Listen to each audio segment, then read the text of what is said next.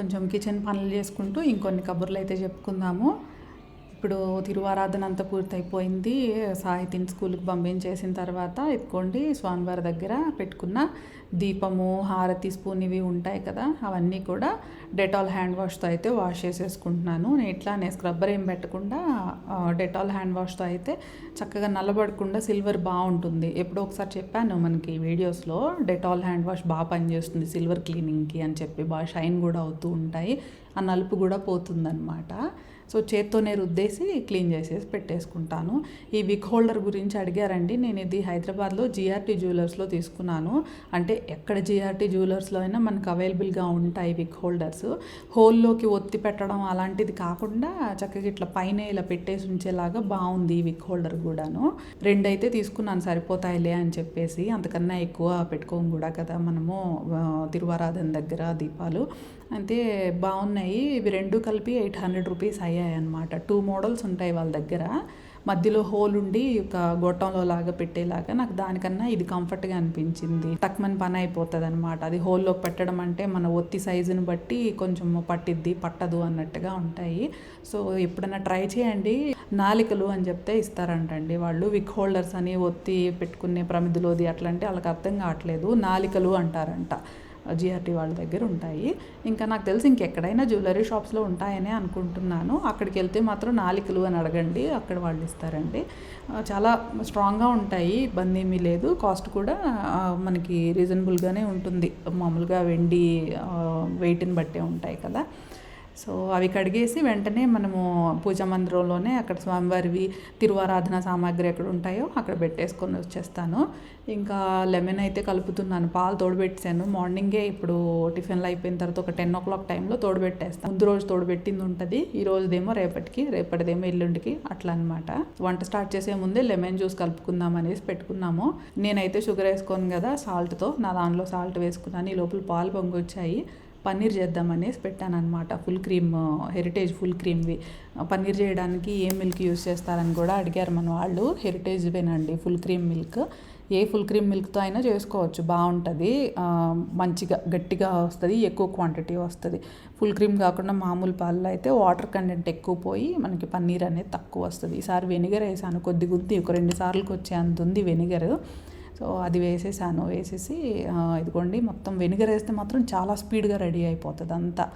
మనకి సాల్ట్ వేసిన దానికిను లెమన్ వేసిన దానికన్నా పన్నీర్కి పాలు విరగడం అనేది వెనిగర్ వేస్తే మాత్రం చాలా స్పీడ్గా దగ్గర పడిపోతుంది అంతా కూడా.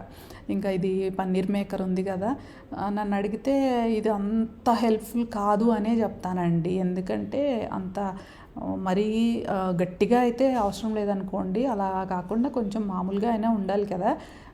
సో ఎక్కువ పాలు ఫుల్గా అది నిండేలాగా పాలు పోసేసి పై వరకు లిడ్ వచ్చేలాగా పెట్టేసి అక్కడ వెయిట్ పెడితే అప్పుడు వస్తుంది. కానీ కొంచెం ఒక 1/2 లీటర్ పాలు అవి చేసుకోవాలనుకోండి, మనకు అడుగును కొంచెమే కదా వచ్చేది. అవి మరీ కొంచెం స్మూత్గా, మరీ స్మూత్ అనేసి అనిపించింది నాకు. అలా అని మనం గట్టిగా ఒత్తేసి ఎక్కువ వెయిట్ పెట్టేసామనుకోండి, సైడ్ హోల్స్ ఉండలా, అక్కడ నుండి కూడా వచ్చేస్తుంది. సో ఫైనల్గా పన్నీరు టెక్స్చర్ వచ్చేసి మనకి క్లాత్లో చేసినంత క్వాలిటీగా అయితే నాకు కనిపించలేదు. సో నేను ఇది ఆప్షనల్గానే చెప్తాను. ఎక్కువ మిల్క్తో చేసుకునే వాళ్ళైతేనే కానీ, అలాగా ఒక ప్యాకెట్ కట్ చేసి చేసుకునే వాళ్ళకి అలా అయితే అంత ఉపయోగం లేదు. కానీ క్లాత్ అనేది బాగా హైజీన్గా మెయింటైన్ చేస్తూ పన్నీర్ మేక్ చేసుకుంటే పర్వాలేదు. కానీ ఇది కంపల్సరీ కొనుక్కోవాలని ఏం లేదు. ఇది కొంచెం ఎక్స్పెన్సివ్ కూడా, 500 దాకా పడింది అంత చిన్న డబ్బానే. సరే ఇంకా నేనే ఇంకా నేర్చుకొని చేయడం మంచిదిలే అని చెప్పేసి అయినా స్టిల్ ఇంకా అదే వాడుతూ ఉన్నాను నేను. కొన్ని యూట్యూబ్ వీడియోస్లో అలా చూశాను, ఇది చేసేవాళ్ళు సజెషన్ కొన్ని హిందీ వీడియోస్లో అనమాట. వాళ్ళు ఎక్కువ పన్నీర్ మేక్ చేస్తూ ఉంటారు కదా, నార్త్ ఇండియన్ ఉమెన్.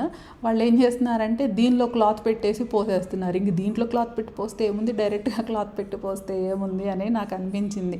దీనిలో కూడా క్లాత్ పెట్టి పోసేసి ఫోల్డ్ చేసేసి దాని మీద వెయిట్ పెడుతున్నారు. ఎందుకంటే దాని చుట్టూ ఉన్న హోల్స్ ప్రింట్లు పడకుండా ఉండడానికి, పన్నీర్ అంతా కూడా నీట్గా రావడానికి అనేసి అలా పెడుతున్నారు. సరే ఇంకా కొనేసాం కాబట్టి వాడుతూ ఉండాలి. దీనిలో ఇంకా వాడకంలో ఏమన్నా ఇంప్రూవ్మెంట్ ఉంటే మళ్ళీ నేను అప్డేట్ చేస్తాను. ఒక స్టాండ్ మీద పెట్టాలి, నా దగ్గర అది పెట్టడానికి స్టాండ్స్ ఏమీ లేక మన స్టీమ్ చేసుకునే ప్లేట్ ఉంది కదా, అది పెట్టి దాని మీద పెట్టాను. ఇదిగో తీసానా. ఇప్పుడు ఎక్కువ అనుకోండి, పైన వరకు వచ్చినప్పుడు మూత సరిగ్గా వస్తుంది. కొంచెం ఒక ప్యాకెట్ కదా, అడుగు నిలిపోయింది అనమాట. సో మూతతో పాటు పన్నీర్ కూడా బయటకు వచ్చేసింది ఇక్కడ.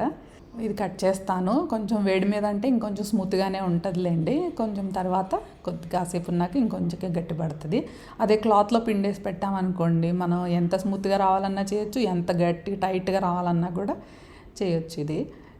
ఇంతకు ముందు అయితే నేను లెమన్ వాటర్ కలుపుకున్నాను కదా, ఇది మింట్ నేను పుదీనా వాటర్లో పెట్టాగా, కొన్ని ఆకులే ఉన్నాయి. మళ్ళీ మింట్ లెమనేడ్ చేసుకోవాలి అని అనిపించింది, కానీ లెమనేడ్ దాకా పోవాలంటే ఆకులు సరిపోవు. అందుకని కొన్ని ఆకులు చేత్తో నేను నలిపేసి వేసుకున్నా. అది కూడా బాగుంది, ఫ్లేవర్ చాలా బాగా వచ్చింది అది కూడా నాకు. ఇంకా ఇదేమో రేపటికి అనమాట, రేపు చేసి పెడదాము మా సాహితీకి అని చెప్పేసి పన్నీర్ అంతా కూడా బాక్స్లో పెట్టేసుకున్నాను. చూసారా చాలా ఫ్లఫీగా ఉంది కదా. దీంతో కొన్ని డిషెస్కి అయితే ఇంత స్మూత్ ఉంటే బాగుంటుంది, కొన్నిటికేమో ఇంకొంచెం గట్టిగా ఉంటేనే బాగుంటుంది, లేకపోతే మొత్తము కరిగిపోయినట్టు అవుతుంది కదా.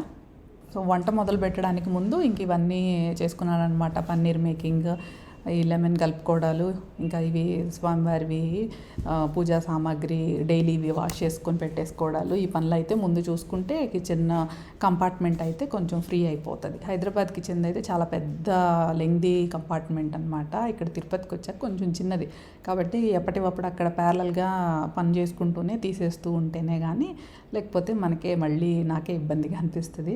సరే క్యారెట్ అంతా కూడా పీల్ చేసేసి పైన బాక్స్లో పెట్టేద్దాము అనేసి అనుకున్నాను. ముక్కలు చేసి అయితే పెట్టను, కానీ ఇట్లా పీలర్తో జస్ట్ అట్లా పీల్ చేసేసి బాక్స్లో ప్యాక్ చేసి పెట్టేస్తాను ఫ్రిడ్జ్లో. ఇంకా ఎప్పుడైనా ముక్కలు కోసి మా సాహితీకి స్నాక్ బాక్స్లో పెట్టడానికి కానీ, లేదంటే క్యారెట్ ఫ్రై ఏదన్నా చేయడానికి కానీ చేసుకోవచ్చు. అంటే ఇంకా స్వామివారికి మహానైవేద్యాన్ని క్యారెట్లు పెట్టం కాబట్టి ఇవి మనము సాహితీకి బాక్స్లోకి అట్లానే కాబట్టి మామూలుగా ముందే పీల్ చేసేసి పెట్టేసుకున్నాను. ఒక 2-3 రోజులు వాడేస్తామన్నమాట వీటిని. ఇది ఎప్పటికప్పుడు ఏవి చేసినా కూడా ఎప్పటికప్పుడు ఇవన్నీ తీసుకెళ్ళి మళ్ళీ డస్ట్బిన్లో వేసేసి వచ్చేస్తూ ఉంటాను. ఇది దోశలకి అనమాట పిండి. ఇది ఓన్లీ మినపప్పుతో మాత్రం రుబ్బేసి పెట్టుకున్నది గారెల పిండిలాగా. ఇంకొంచెం లూజ్గా కూడా మిక్సీలోనే వేసేసా.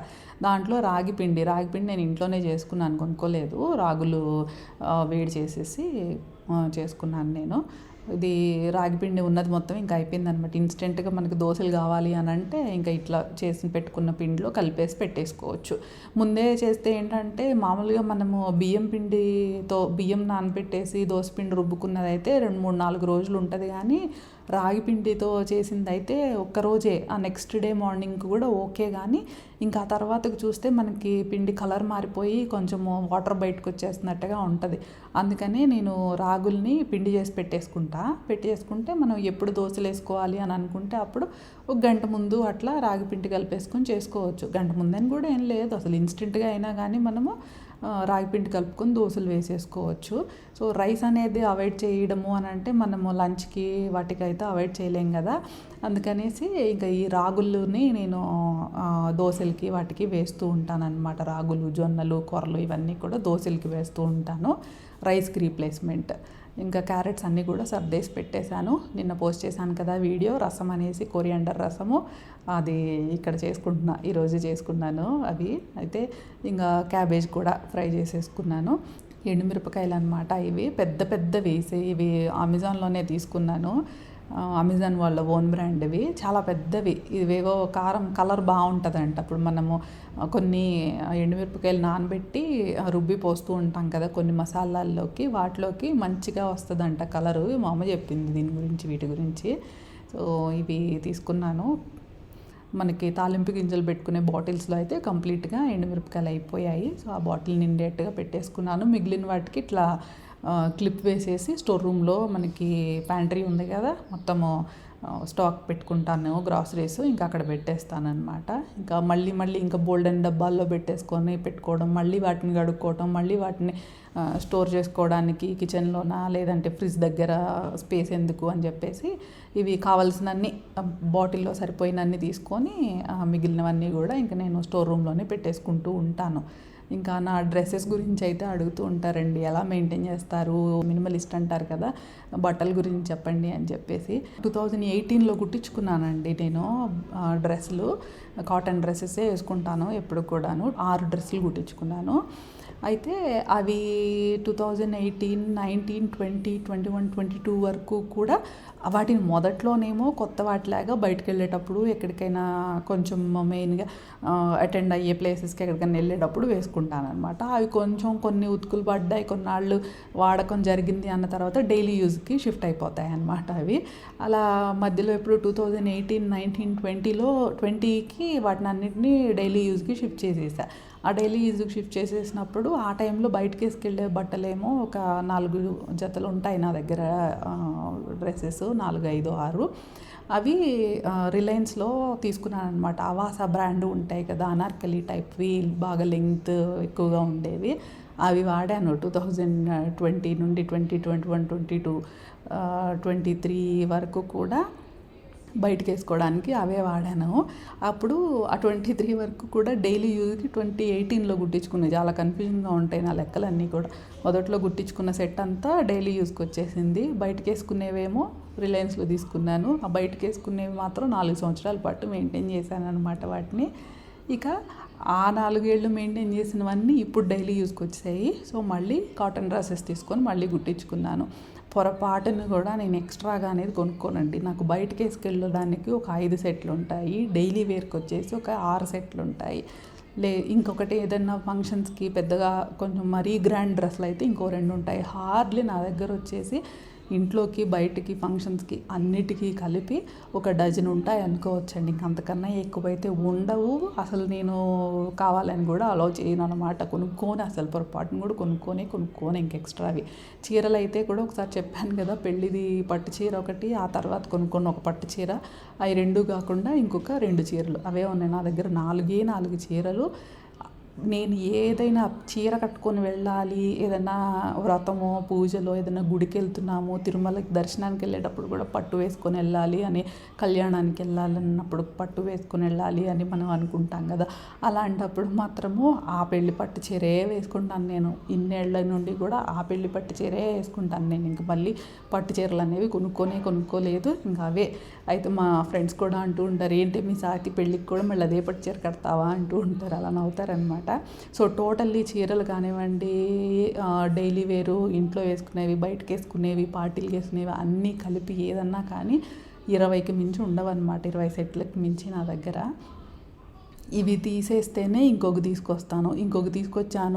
తీసుకురావాల్సిన అవసరం వచ్చింది అంటే ఇక్కడ ఉన్నవి మాత్రం ఎందుకు పనికి రాకుండా పోతాయి అనేసి మళ్ళీ ఆ పనికి రాకుండా పోయేవి కూడా నేను కట్ చేసి డోర్ మ్యాట్లకి, ఇంకా కిచెన్లో కింద ఫ్లోర్ తుడుచుకోవడానికి వాడుకుంటాను అట్లా చెప్పాను కదా. సో అలా అయితే మెయింటైన్ చేస్తూ ఉంటాను నేను. నాకు అదే హ్యాపీగా అనిపిస్తుంది అనమాట, ఓవర్లోడ్ చేసుకోకుండా ఉన్న వాటిని మళ్ళీ చాలా జాగ్రత్తగా చూసుకుంటూ వాడుకుంటూ ఉండడానికి. ఇవైతే కుట్టించుకున్నాను అన్ని కాటన్. సో ఇప్పుడు ఇవన్నీ కూడా వాష్ చేయాలన్నమాట. వాష్ చేసిన తర్వాతనే వేసుకుంటాను. ఐరన్ కూడా నేనే చేసుకుంటాను మ్యాక్సిమం. బయటకైతే అసలు ఎప్పుడూ ఇవ్వను అనమాట, నేను ఇంట్లోనే ఐరన్ కూడా చేసుకోవడం. సరే, ఈ చిన్న విషయాలన్నీ కూడా కాస్త షేర్ చేయాలనుకున్నాను. మరో మంచి వీడియోతో మళ్ళీ మాట్లాడుకుందామండి.